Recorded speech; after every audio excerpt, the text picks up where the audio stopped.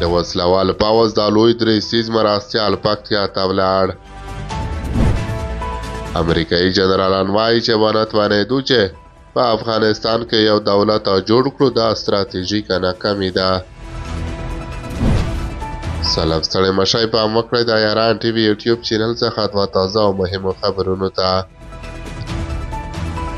د افغانستان ملي دفاع وزارت رهبرۍ د هدایت پر اساس د هېواد د وسلوال پوځ د لوی درېسیز مرستیال حاجي ملک خان صادق د وضعیت ارزونې په موخه د پکتیا ولایت ډنډ پټان ولسوالۍ ته ولاړ او هلته یې په فرضي کرښه کې د ملي اسلامي اردو منصوبینو د پوستو څخه لیدنه وکړه. پاکستاني لوري ته د ملي اسلامي اردو ځواکونو له لوري د جدي خبرداري او بیړني ضرب الاجل د ټاکلو له امله اوس مهال په سیمو کې نښتې کمې شوې دي. د وسلوالو ځواکونو د لوی درېسیز مرستیال یرغلګرو ته د خبرداري په پیغام کې وویل چې موږ د جګړې طرفدار نه یو.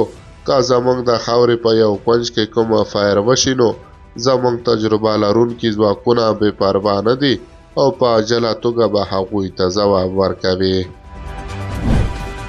او وروستۍ خبره دا چې امریکایي جنرالان وایي چې ونه توانېدو چې په افغانستان کې یو دولت جوړ کړو، دا ستراتیژیکه ناکامي ده.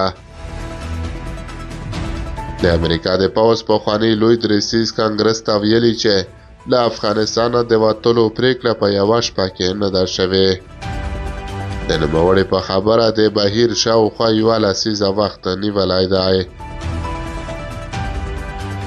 مارک میلي په کانګرس کې د لوړ پوړو امریکایي متقاعدو جنرالانو په استجوابیه غونډه کې زیاته کړه، موږ ونه توانېدو چې په افغانستان کې یو دولت جوړ کړو او دا یوه ستراتیژیکه ناکامي ده. میلي وویل چې د امریکا دولت ته یې وړاندیز کړی و چې د افغانستان د پوځ او دولت لپاره اړتیا ده چې په محدود ډول ځواکونه په افغانستان کې پاتې شي، خو بایډن ونه منله. نوموړی وایي وړاندوینه یې کړې وه چې د افغانستان حکومت به سقوط وکړي.